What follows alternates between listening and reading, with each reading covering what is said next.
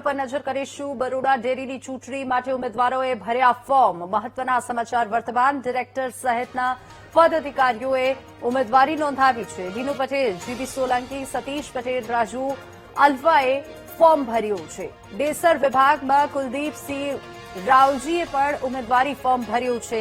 વિવાદો વચ્ચે આજે ડિરેક્ટર્સે ફોર્મ ભર્યા છે। ભાજપના નેતાઓ પક્ષના મેન્ડેટ પછી ફોર્મ પરત ખેંચશે અને બરોડા ડેરીની ચૂંટણી માટે ફોર્મ ભરવાનો આવતીકાલે અંતિમ દિવસ।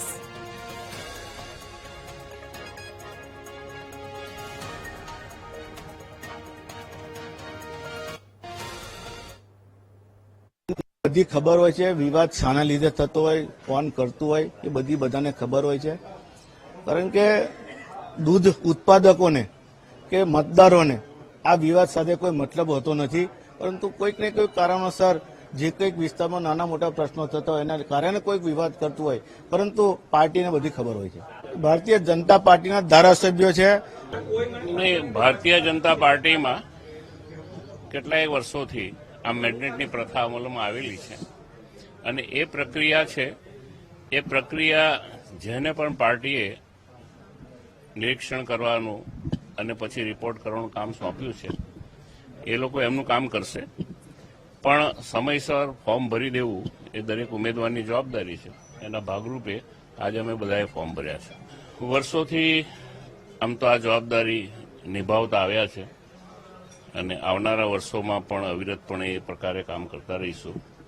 જ્યારે જ્યારે દૂધ ઉત્પાદકોના હિતમાં જે નિર્ણયો લેવાના હોય, સંસ્થાના હિતમાં જે નિર્ણયો લેવાના હોય એ અમે લેતા જ આવ્યા છે। બરોડા ડેરીમાં આજે આગામી 2025 થી 2030 સુધી માટે ઉમેદવારી પત્ર અમે 13 ડિરેક્ટરો સાથે ભર્યું છે। મને આશા અને વિશ્વાસ છે કે મારા મતદારોનો કાયમ વિશ્વાસ મારી ઉપર રહેલો છે। મારો પણ એમના પર ભરોસો પૂરેપૂરો છે। આગામી ચૂંટણીમાં સારા મતોથી મને જીત મળવાની છે, એમાં કોઈ શંકા નથી। એવા કોઈ આક્ષેપ મને બોલવાવાળા લોકો બોલે મને એમાં કંઈ રસ નથી। મને મારા ફક્ત દૂધ ઉત્પાદકોનું હિત કેવી રીતે વધુ જળવાય, વધુમાં વધુ આગામી દિવસોમાં પણ ભાવફેરની રકમ કેવી રીતે વધુ મળે એ જ સાથે અમે કામ કરતા આવ્યા છે, કામ કરતા રહીશું।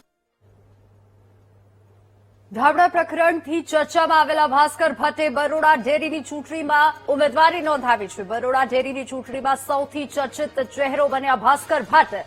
પાદરાની સાધી દૂધ મંડળીના પ્રમુખ ભાસ્કર ભટ્ટે ફોર્મ ભર્યું।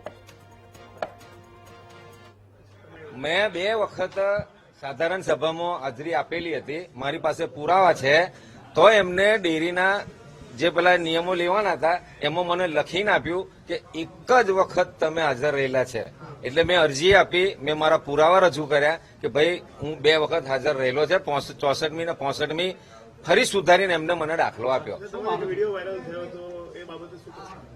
વિડીયો વાયરલ થયો બરાબર છે, એ પણ સામાવાળા પણ દૂધે ધોયેલા નથી।